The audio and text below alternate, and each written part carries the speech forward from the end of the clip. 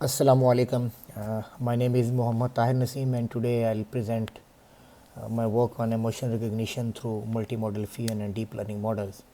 In this talk, I'll focus on how combining visible, infrared, and multispectral imaging together with advanced deep learning architectures can improve the robustness and accuracy of emotion recognition systems.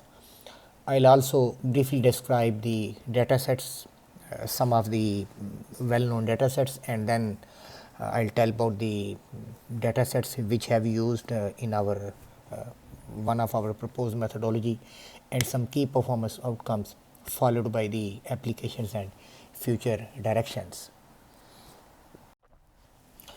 In this presentation, I'll first introduce the concept of emotion recognition and its importance. Then I'll outline the main problem statement, emphasizing the technical challenges in current systems. Next, I'll explain the multimodal Ph.D. approach, followed by an overview of deep learning models used for emotion recognition. After that, I'll discuss the datasets and methodology, including both single model and multimodal datasets. I'll then present our proposed methodology and the performance measures used for evaluation. Finally, I'll highlight some key applications, discuss some future directions in this field, and then I'll conclude this talk. So, emotion recognition aims to understand human emotional states by analyzing facial expressions, body language, and various physiological signals. It has become increasingly important for human-computer interaction where systems must respond appropriately to user emotions. In healthcare, emotion recognition can assist in detecting stress, anxiety, or depression, and in security applications, it can support behavioral analysis and threat detection. In this work, my focus will be on multimodal Ph.D. where we can combine multiple modalities like visible, infrared, and multispectral data. This multimodal strategy or mechanism is designed to enhance the robustness and accuracy of emotion detection, especially under challenging conditions. So, this is problem statement. Despite significant progress, emotion recognition still faces several challenges. One major challenge is occlusion, where facial regions are partially covered by the objects such as masks, glasses, or hands, which can hide critical expression cues. Another issue arises from environmental factors, particularly illumination changes, which strongly affect the performance of methods relying only on visible spectrum. Additionally, there is substantial variability in how different individuals express the same emotion, leading to inconsistencies and intra-class variation in the data. Together, these challenges limit the reliability and generalizability of traditional single model emotion recognition systems, and they motivate the need for more robust multimodal approaches. So, here comes multimodal Ph.D. approach. To address these limitations, we adopt a multimodal Ph.D. approach that integrates information from multiple modalities, visible, infrared, and multispectral imaging. The visible RGB modality captures rich texture and appearance information from facial expressions but is highly sensitive to lighting conditions. Infrared imaging, on the other hand, detects thermal radiation and captures subtle changes associated with the muscle activity and blood flow, maintaining performance even in low light environments. Multispectral imaging extends this further by capturing data across multiple spectral bands, providing deeper insights into skin and tissue properties. By fusing these complementary modalities, we aim to build models that are more robust to occlusion, illumination changes, and inter-subject variability, thereby improving overall emotion recognition performance.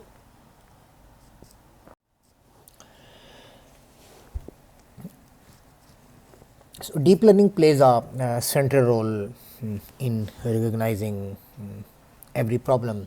In our role, deep learning also played a very vital role. Convolution neural networks or CNNs are used as a primary feature extractors, learning discriminative spatial features directly from the image data. For scenarios with temporal information is important, such as video sequences. Recurrent neural networks can be used to capture the evaluation of facial expressions over time. We can employ Phi networks, which are multi-stream architectures designed to integrate features from visible, infrared, and multispectral inputs either at feature level or decision level.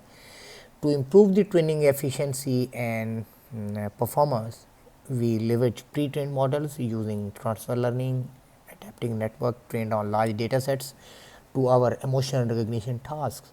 This combination of CNNs, temporal models, and Fusion architectures forms the backbone of our deep learning based multimodal systems. In this section, I'll provide an overview of datasets and methodological pipeline. We classify datasets into two broad categories. One is single model and other is multimodal. Single model datasets contain data from only one modality, such as visible,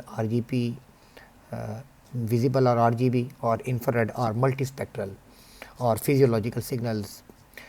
In contrast, multimodal datasets combine information from multiple sources, for example, visual, infrared, and multispectral, and sometimes even audio or text could also be included. Our methodology, which I'll explain later, involves carefully selecting representative datasets from each category, applying some pre-processing steps, and then deep learning models tailored to single model and multimodal setting. For this single model evaluation, we rely on well-known facial expression datasets. So, basically, I want to say that this slide shows you some of the well-known single model datasets. Like 𝗠𝘂𝗋+1 is a classic laboratory control dataset consisting of posed facial expressions with clear labels, making ideal for benchmarking. And then 𝗙𝗵𝗿 dataset focuses on Japanese female facial expressions and is widely used in early emotion recognition studies. And 𝗘𝗺𝗫𝗂𝗃 includes both near infrared and visible light images, allowing us to explore performance under different illumination conditions. 𝗏 2013 is a large dataset of about 35,000 grayscale images collected in the wild, real time, capturing more realistic variations. Then there is a 𝗟𝗲𝗿𝗵 dataset. It's a real world affective faces database which contains in the world again a real database having facial expressions with diverse poses and backgrounds. Then AffectNet provides over 1 million facial expression images. It's a large dataset labeled with various emotions, offering a rich resource for training deep learning models at scale. Then comes multimodal datasets like MAFW dataset or a multimodal affective database in the world, which includes both video and audio clips, enabling joint analysis of facial and vocal cues. HEU emotion provides video data along with the body posture and speech, which is useful for studying whole body affective behavior. Then the VIRI dataset, which is important, and it includes visible, infrared, and multispectral images. And then NVI dataset also contains visible, infrared. It doesn't contain multispectral images. Then there is MELD, which contains a multimodal conversation data with video, audio, and text. Then there is emotic dataset, which focuses on emotion recognition in context, capturing both the subject and surrounding environment. These multimodal datasets allow us to evaluate the benefits of Fusion in more realistic and complex scenarios. So, basically this slide shows our datasets which I have used in our proposed methodology. Basically, here I want to present some of my work which I recently published. So, this slide basically few samples from our two datasets. Figure 1 shows few of our samples from a well-known dataset VIRI. It's a multimodal datasets. In the first column, as denoted by all the images are captured by the visible or RGB sensor, while the images in B shows all the images captured from the infrared sensor. Similarly, the column C shows all the images captured from the multispectral imaging. So, basically there are 3 sensors and capturing capturing the same expression of same subject in three different scenarios. Similarly, there is another data set as shown in figure 2, it's NVI database. The A part shows the visible images, while B part shows the infrared images, and from left to right the images are shown expression wise.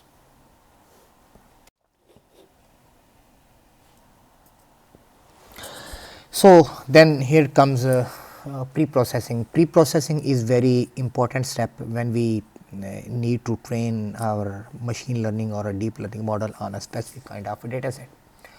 So the challenge was basically there were insufficient of images we had in our data set. For example, in 𝗿𝗏 we had only 550 images, and we know very well to train a deep learning model we need a large data set.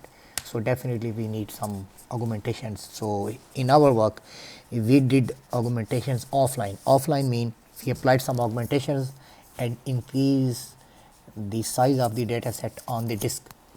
So what kind of augmentations we applied? So basically in the table 1, if you see in our data set there were 5 classes: angry, happy, neutral, sad, surprise. So we divided the image into 3 parts. We divided the data set into 3 parts: training, validation and test. So training mean the training set will be used to train our deep learning model, while the validation set is used to tune the hyperparameters of a deep learning model. While we separated the test part, so it couldn't be used in the training part. So once the model is trained, so we will use the test set to just get predictions from our best trained model. So the augmentations we use: rotations, zooming, distortions, shearing, flipping, and we applied 5 times rotation, 5 times zooming, and so on and so forth. For example, as you see in the second column, so these are total number of images expression wise before augmentations. So when we applied augmentations, as you see, we applied rotation 5 times, zooming 5 times. So before augmentations the total number of angry images were 77. After applying augmentations, the images in angry expression were 2002. Similarly, for angry expression the validation images were 16 and test set were 18, and similarly for other expressions. So in this way we increase the number of images by using augmentation, so we can train our deep learning model to get better accuracy and to make a model more robust. Basically there are so many ways to get augmentations, like we can use the generative AI, GANs, LLMs. There are so many ways, but to make our model more simple and to make it applicable for the real time, we just use offline and simple augmentations to increase the size of this data set. Since in our proposed methodology we use 2 data sets, so this methodology I have told you is just used for 1 data set. Similarly, we can use this strategy for other data sets we have used in our proposed methodology.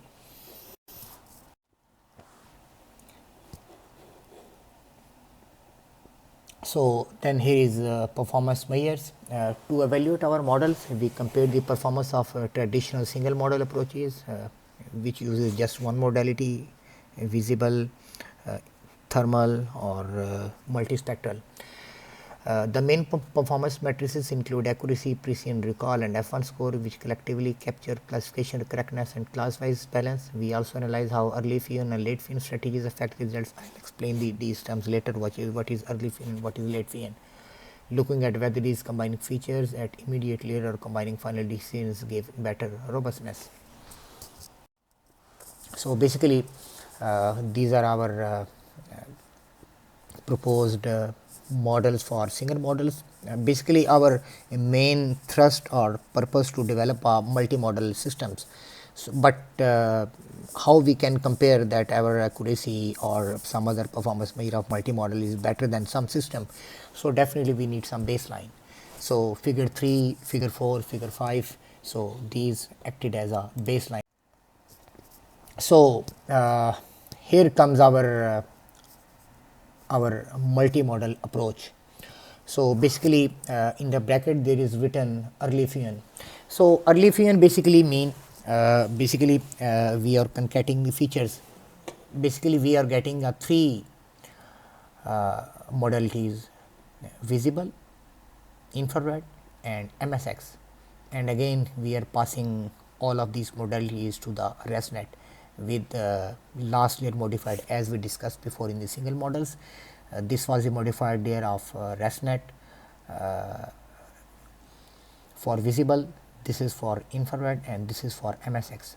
So here we got the features for all these modalities, and we concatenated the features in row wise. So basically first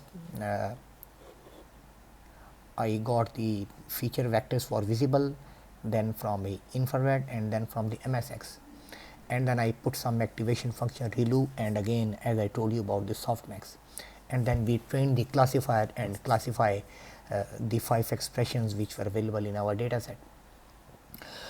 But the thing is here we use two kinds of training. So one is called a one-step training and one is called a three-step training. So one-step training means end-to-end training. So the model is trained from end to end. The other is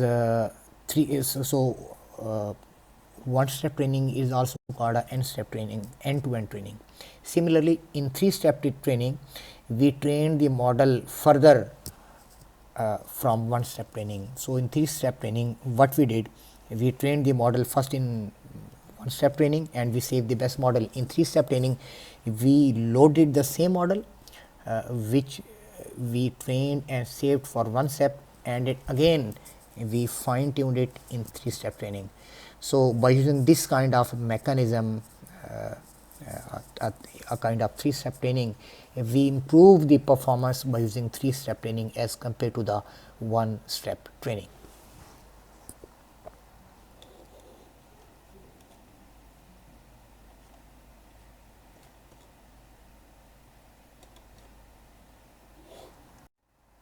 Similarly, this is again our second multimodal approach which uses 𝗏𝗏𝗰𝗏. 𝗏𝗏𝗰𝗏 mean we ensembled the outputs of same models which in easy terms we call as 𝗏𝗏𝗰𝗏. So in ensembling, whether we can use the same model or whether we can use a different model. So in cumulative sense, so the modalities could be different. So first we use visible and infrared, then we use visible with MSX, and in the last we use visible, infrared and MSX, all three modalities together.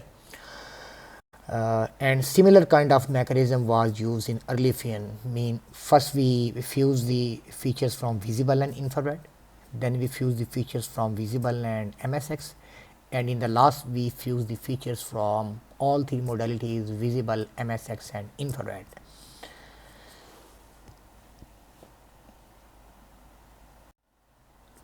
So these are some our results in the form of a confused matrix. So this confused matrix is for visible, this is for infrared, while this is for MSX.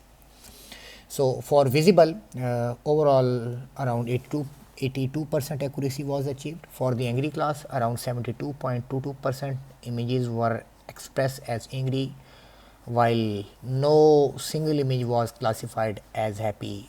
It means there is very less misclassification for happy expression. Similarly for other. In case of infrared, which is figure 9, the overall accuracy was 50%, which was less than the baseline, and this was our drawback of our proposed scheme, and we know every research has a drawback, but we improved it later by using attention mechanism, and due to the time constraint I couldn't propose that methodology here, but we improved it later on. Similarly, this confused matrices is for our MSX data set, and one thing which is very important, these three confused matrices are not for training, not for validation, it's for test set. mean we trained the model, we validated the model, so then we tested the model and got predictions which the model didn't saw when we trained the model. Similarly, these confirm matrices for one-step training and these confirm matrices for three-step training for one-step training and three-step training for early Phi_n. And this column is for one-step training and this column is for three-step training for our first approach, which was multimodal feature Phi_n. And it's very obvious, it's very clear from the confirmed matrices from second column, from the first column, that the accuracy of second confirmed matrices in the second column are better than the accuracy of confirmed matrices in the first column. So in this way our three-step training worked and it performed better than the one-step training. Similarly, then this slide shows some applications of multimodal emotion recognition. So multimodal emotion recognition has a broad range of applications. In healthcare, such systems can help monitor stress, anxiety or depressive symptoms in patients, enabling early intervention and personalized treatment. In human computer interaction, emotion-aware interfaces can adapt content, feedback or difficulty based on user emotional state, creating more natural and engaging interactions. In security and surveillance, emotion recognition can support the detection of distress, aggression or deceptive behavior, complementing traditional biometric systems. In the automotive domain, I'm working in the domain of automotive vehicles by proposing facial expression systems for the autonomous vehicles. So in the automotive domain, emotion-aware driver assistance systems can monitor driver fatigue, frustration or distraction and adjust alerts or control strategies accordingly. Then there are some future directions. Looking ahead, there are several promising directions for advancing multimodal emotion recognition. First, hardware advances are making multispectral and infrared sensors smaller, more affordable and more energy efficient, which will facilitate their integration into consumer devices. Second, improved Phi_n techniques such as attention mechanism and self-supervised learning, we did this one, can better exploit cross-model relationships and reduce the need for large labeled datasets. Cross datasets mean we train the model on one dataset and test on other dataset. Third, there is a strong need to explore cross-domain applications where models trained in one context are adaptive to different populations, environments or sensor setups. Addressing these challenges will move multimodal emotion recognition closer to reliable large-scale deployment in real-world systems.